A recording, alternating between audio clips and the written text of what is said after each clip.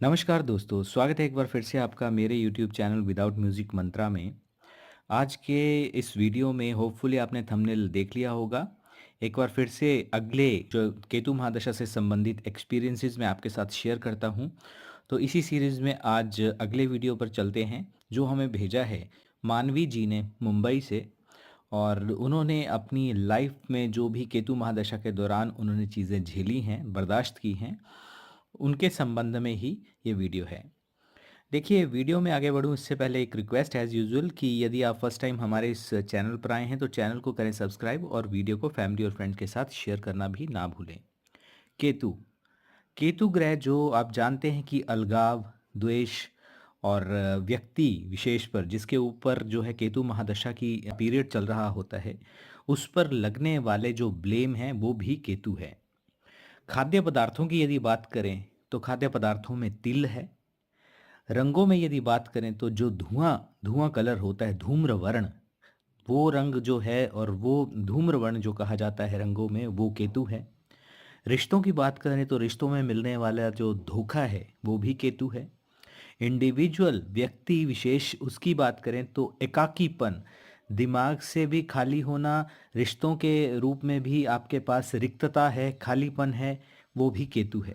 धन के मामलों की यदि बात करें तो उसमें यदि आपकी खाली जेब है तो वो भी केतु को ही प्रेजेंट करता है। केतु क्या है? केतु अस्थिरता है, रिक्तता है, मोक्ष है।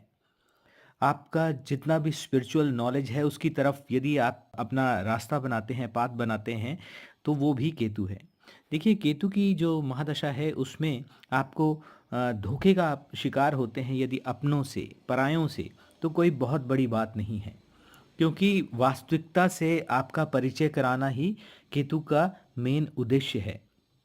आप घर में हों, घर के लोगों से यदि आपकी कोई अंतर्द्वंद चल रहा है, उसको आप झेल रहे हैं, वो भी केतु ही है। तो आज के जो इस एक्सपीरियंस की हम बात करेंगे, जो मानवी जी ने हमें मुंबई से भेजा है, उनकी बात करते हैं। उन्होंने जो अपना एक्सपीरियंस अपने वर्ड्स में, अपने शब्दों में भेजा है, उसको मैं आपके समक्ष रखने जा रहा हूँ। मानवी जी लिखते हैं कि इनकी जो एंगेजमेंट है वो केतु महादशा आने के 3 महीने पहले ही हुई थी। और जो शादी हुई वो केतु की महादशा के इनिशियल फेज़ यानी कि जो स्टार्टिंग फेज़ रहता है उसमें ही इनकी शादी हो गई। शादी से पहले इन्होंने वेरिफिकेशन वगैरह भी नहीं करवाई थी बहुत ज़्यादा, और एक विश्वास के आधार पर विवाह कर लिया। जो इनको बताया गया था वो ये बताया गया था कि जो इनके हस्बैंड हैं वो इंजीनियर हैं, बीटेक करी हुई है, खुद भी ये बीटेक पास आउट थे। और इन्होंने ये सोचा कि दोनों ही हस्बैंड वाइफ जो हैं वो एक ही बैकग्राउंड से होने के कारण इनका भविष्य सुखद होगा और आगे ये उन्नति कर पाएंगे। खैर, ये शादी करके अपने जो है ससुराल चली जाती हैं। और एक चीज़ और इनको बताई गई थी कि फैमिली का एक बिज़नेस भी है, यानी कि फैमिली बिज़नेस में भी इनके ससुर थे, वो करते थे कार्य। लेकिन जो इनके हस्बैंड के लिए बताया गया था कि उन्होंने फैमिली बिज़नेस को ज्वाइन नहीं किया है और वो अपनी जॉब करते हैं। खैर, शादी के तीसरे दिन ही ये खुलासा हो जाता है कि उन्होंने जॉब छोड़ दी है और फैमिली बिज़नेस को ज्वाइन कर लिया था। तो ये लिखते हैं कि मैंने भी ज़्यादा विरोध नहीं किया क्योंकि उसमें भी कमाई एवरेज ही थी। हालाँकि मुझे जो है शादी से पहले ये बताया गया था कि इनकी जो पैकेज है वो 15 से 18 लाख के बीच में है। सास के बारे में ये बताती हैं कि सास इनकी बेड रिडन थी, किसी रोग के कारण वो ग्रसित थी जिसके कारण चलना फिरना उनके लिए दूभर था। तो मैंने इनिशियल बेसिस से ही मैंने अपने पेरेंट्स की तरह अपने जो इन लॉज हैं यानी कि सास ससुर हैं उनकी सेवा की और कोई भी भेद नहीं किया। मैंने उनकी दिल से सेवा की, मन से सेवा की। इसके बावजूद मेरी सास ने मेरी शिकायत जो है वो ससुर के साथ करना शुरू कर दी। छोटी छोटी बातों को लेकर अ, विवाद हो जाता था। या तो वो मेरी शिकायत ससुर के साथ या हस्बैंड के साथ करती थी। और यहाँ तक कि मुझे कहीं भी जाने आने नहीं दिया जाता था। शादी के होने के पश्चात हम कहीं भी नहीं गए, यानी हस्बैंड के साथ ये कहीं भी नहीं गए। घूमने का कहीं प्रोग्राम था तो मुझे ये कहा गया कि तुम हस्बैंड को, यानी कि हस्बैंड को आप मना कर दीजिए। तो ये इस तरह का इनको कहा गया। मार्केट में भी मुझे जाने नहीं दिया जाता था। मुझे ये कहा जाता था कि जब राशन घर पर आ जाएगा तो जाने की क्या ज़रूरत है। खुद को जॉब भी नहीं करने दी। पेरेंट्स को इन्होंने बताया। पेरेंट्स शुरू में कहते थे कि सब कुछ ठीक हो जाएगा, बट लेटर ऑन जैसे जैसे सिचुएशंस बदली और समय बीता, तो उन्होंने ये कहना शुरू कर दिया कि सहन करना पड़ेगा और एडजस्ट करो। पति से भी कुछ खास बात नहीं रह गई थी, और जो भी कभी कभार उनसे बात होती थी वो मुझे बाद में पता चला कि मेरी सारी कॉल्स को वो रिकॉर्ड करते थे, मुझ पर शक करते थे, पेरेंट्स से बात ही नहीं करने देते थे, और पेरेंट्स खुद इस महादशा के दौरान मुझसे दूर हो गए थे। और कभी भी उन्होंने भी सामने से यानी कि इंटरेस्ट नहीं लिया, इनको कॉल वगैरह उतनी ज़्यादा नहीं की। शादी होने के पश्चात उन्होंने इनका भाग्य सोचकर उनको इनके हाल पर ही छोड़ दिया। आगे लिखते हैं कि बड़ी बातें जिसके कारण विवाद हुआ, और केतु की महादशा में मैंने जो चीज़ें झेली हैं उनको मैं 6 पॉइंट्स के साथ ख़त्म करना चाहूँगी।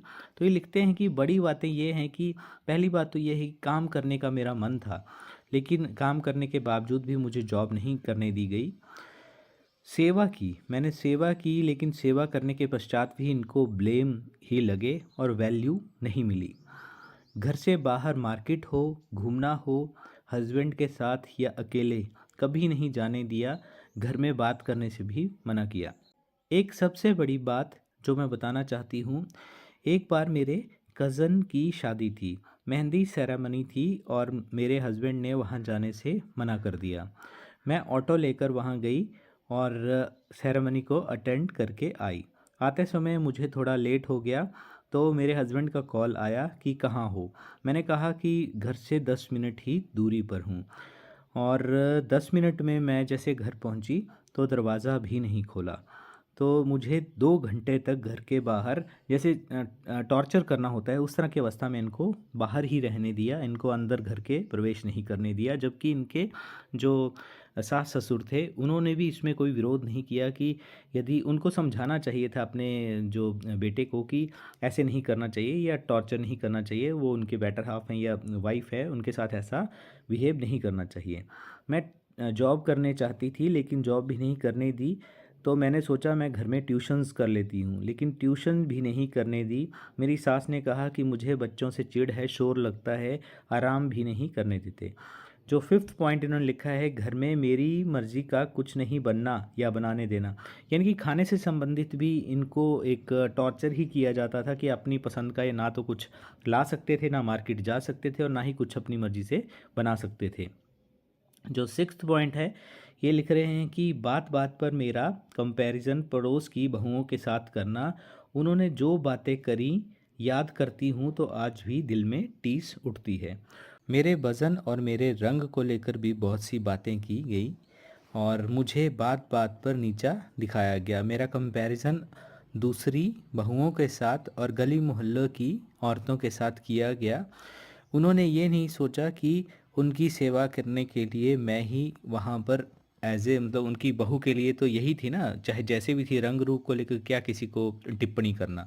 तो इनको मतलब बोलने का मतलब है कि रंग के रूप में इनके वज़न को लेकर जो है बार बार नीचा दिखाया गया, और कहीं ना कहीं इनको एक तरह से हरास करने की या टॉर्चर करने की, सारे के सारे जितने भी इनके ससुराल पक्ष के लोग थे, चाहे इनके ससुर हों, पहले तो इनसे झूठ बोला गया कि ये जो हैं इनके हस्बैंड जॉब में हैं, जबकि बाद में उन्होंने तीसरे ही दिन इनको ये खुलासा हो गया कि वो जॉब में ना होकर फैमिली बिजनेस में ही इन्वॉल्व थे, यानी कि झूठ बोलकर इनसे विवाह शादी की गई। तो दोस्तों, केतु की महादशा में आपने देखा है कि बहुत सी ऐसी चीज़ें जो दिखती हैं वो होती नहीं हैं, या होने के बावजूद भी रियलिटी हो भी तब भी कहीं ना कहीं उसमें चेंजेस समय के साथ, जैसे जैसे केतु महादशा का पूर्ण प्रभाव व्यक्ति के ऊपर आता है तो वो चीज़ें परिवर्तित होती हैं, और वो चीज़ें व्यक्ति को आगे जाकर झेलनी भी पड़ती हैं एक दंश के रूप में, और उनको कहीं ना कहीं सहन भी करना पड़ता है।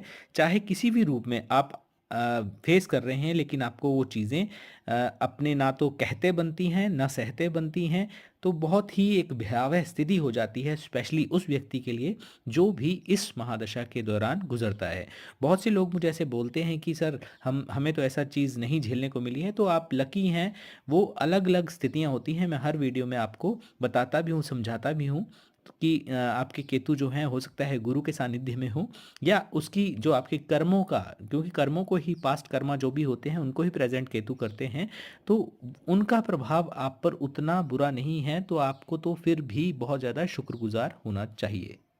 तो इस तरह का कुछ इनको एक्सपीरियंस अपनी महादशा के दौरान झेलना पड़ा। तो इसके पश्चात अभी इनका जो केतु महादशा से संबंधित टेन्योर है वो समाप्त नहीं हुआ है। अभी तकरीबन 2.5 साल बचते हैं और ये अभी अपने मायके में ही हैं। तो दोस्तों, इस तरह की परिस्थितियों का सामना एक व्यक्ति को, विशेषतः मैं इनकी कुंडली भी आपके साथ शेयर करता हूँ। बात करते हैं मानवी जी की कुंडली के संबंध में। देखिए, इनका तुला लगन की इनकी कुंडली है। सेकंड हाउस में इनके शनि और केतु विराजित हैं।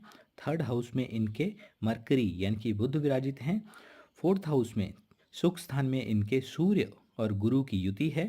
पंचम स्थान में इनके शुक्र विराजित हैं। छठे घर में इनके मंगल और चंद्र की द्विग्रही युति है और अष्टमेश इनके राहु विराजित हैं।